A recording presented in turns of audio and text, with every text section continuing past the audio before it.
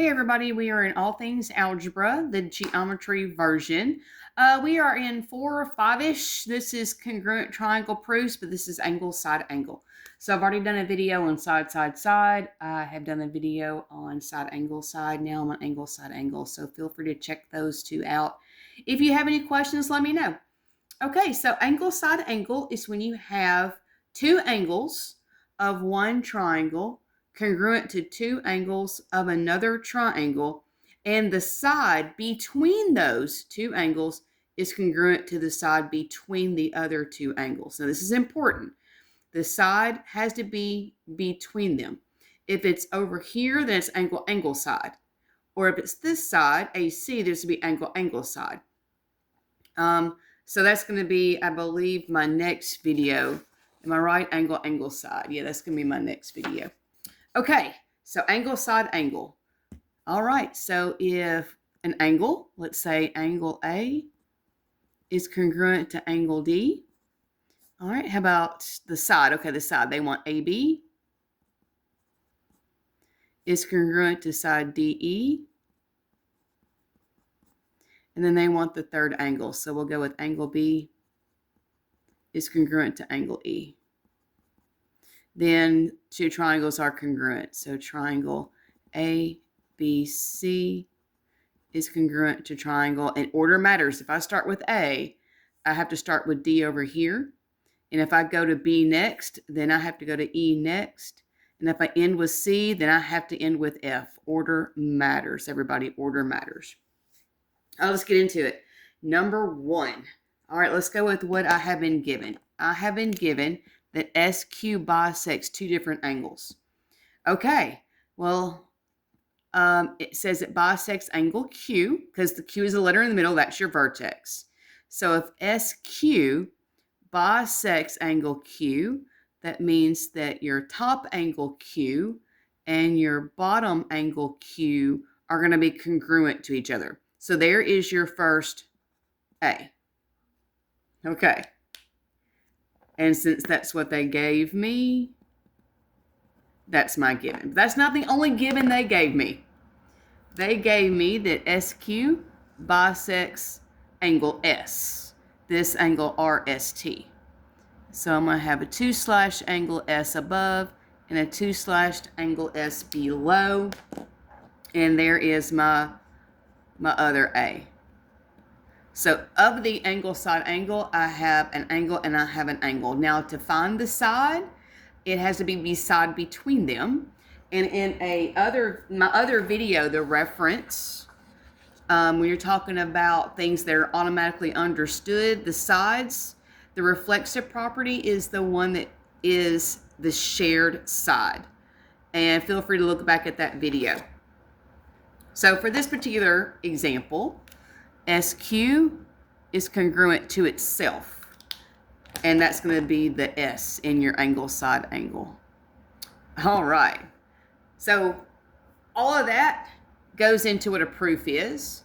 So I've already done the actual kind of proof for you. Now we just got to put it into words. And that's what a proof does. So what tells me that angle Q is congruent to angle Q? What told me that those two are going to be equal to each other? And that's the definition of an angle bisector.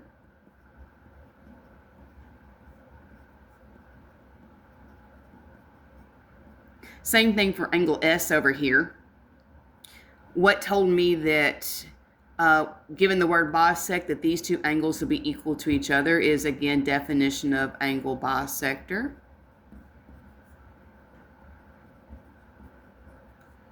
Okay, and then I went for, okay, well, if I know it's angle, side, angle, what tells me automatically that a side is equal to itself? And that's the reflexive property. And so what makes the two triangles congruent to each other? Angle, side, angle. Because you have an angle congruent to another angle, a second angle congruent to a second angle, and the side is between these two A's. Angle, side, angle. All right, there's example number one. Proofs are not the easiest thing, you guys, but there are certain things you have to look for on every single problem that kind of leads you, where you want to go. or where you need to go to get the answer. And let me tell you straight out, all right, I was not very good at proofs in high school. It was not until I got to college, not even the geometry class, it was abstract algebra. And those were nothing but proofs, and I had to learn kind of how to maneuver. And it helps to know the rules. And if you just rolled your eyes or groaned at me, shame on you. You're that person who refuses to learn the rules. All right, let's do an example number 2. All right, it says JK is parallel to LM. They're parallel to each other. Okay, that actually tells me a lot. I'll get back to that in just a minute. It also, in my given, says that JL is parallel to KM. These are parallel. And again, that tells me a lot. You know how I said that rules are important? I'm about to explain what I mean by that. All right, let's just get into it. There's my given. Okay. The first thing it says is this orange line JK is parallel to this orange line LM. And I, out of my mouth, just said that actually tells me a lot. It tells me that angle JKL, this angle K, because it's the letter in the middle, is congruent to angle MLKL, because that's the letter in the middle. Well, hang on a second. What do you mean? All right, well, shoot back to my video. We've learned this before. When you're talking about congruent angles, here it is. Alternate interior angles and also corresponding angles, but the lines have to be parallel to each other. And since these lines are parallel to each other, these alternate interior angles are congruent. Alternate interior angles congruent. All right, next up is the JL, the one I colored up yellow, parallel to KM, the other yellow line. Well, if the orange angles were alternate interior and they're congruent, what do you think about these yellow angles? So angle JLK, this angle L on the top right, alternate to this angle K, alternate interior to angle MKL. And you'll notice that I mark them with 2 slashes because I don't want you to think that this 1/K and this 2/K angle are the same. They are not. All right, this is a parallelogram, I'm assuming. Well, yeah, obviously, parallel lines to parallel lines is a parallelogram. So these, not necessarily congruent to each other, alternate interior angles are. So alternate interior angles congruent. Now, y'all, I am abbreviating this so to make my video a little bit faster. All right. So I've got an angle. I've got a second angle. I need this side right here. And the problem tells me that KL is congruent to LK. And if you're sitting there going, why did they change the order of the letters? I've talked about this in a previous video. But if they go KL, the middle letter, the last letter, then they have to go middle letter, last letter in the other triangle. Order matters. And of course, when a side is congruent to itself, this is the reflexive property. Reflexive. So you've got a side between the angles. Angle, side between them, angle. Whatever you do, do not put the word proof or proven right here. It is always the reason in a proof for what you just did. And we just proved that 2 triangles are congruent because 2 angles of one triangle and the included side are congruent to two angles of another triangle, including the side between them. All right, there's example number 2. All right, changing to the next one, number 3. Still doing pretty good on time, so go ahead and do number 3. Some of them are a little longer than others, and I might cut my video short just for, sake of time. Okay, example number 3 on the angle side angle. All right, I've got two different proofs going on here. Sorry, two different givens going on here. I've got angle BAC, A because that's the letter in the middle. There's only one angle A, so I'm good there. Is congruent to angle DEC, and E is the letter in the middle.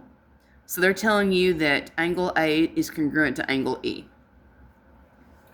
I am going to write that down as my very first statement, and that is what they gave me. Given. All right, next, what else did they give me? C is the midpoint of AE. C is the middle of AE. All right, what does that tell me? That AC and EC are congruent to each other. But that is something down the road. That's what I'm going to put down for number 2, is this given right here. C is the midpoint of AE. They give me 2 givens. I use both of them for number 1 and for number 2. And they'll give you a third given, and that would be your number 3. And you probably put the word given. Okay. Now, I have a couple of options here. I'm going to go ahead and piggyback off what we just did, just because it makes sense to explain that now I have a side. I have AC side congruent to EC's side. And what told me those were congruent? Well, that word right there. That word told me, because if C is in the middle, that the AC and the EC are congruent to each other, and that's the definition of midpoint.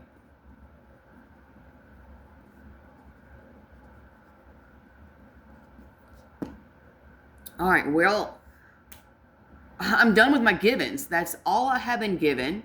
I have now piggybacked off what I was given, and that's what the word midpoint means. So where can I go from here? Well, if you get stuck, this reference sheet can kind of give you an idea. I already know where I'm going to go because I've practiced and practiced and practiced, but they don't share a side. They share an angle. And when they share an angle, you come down here to congruent angles, and it's the vertical one. See how it's a big gigantic X in my problem? There it is, big gigantic X. I have vertical angles. What I'm saying is this.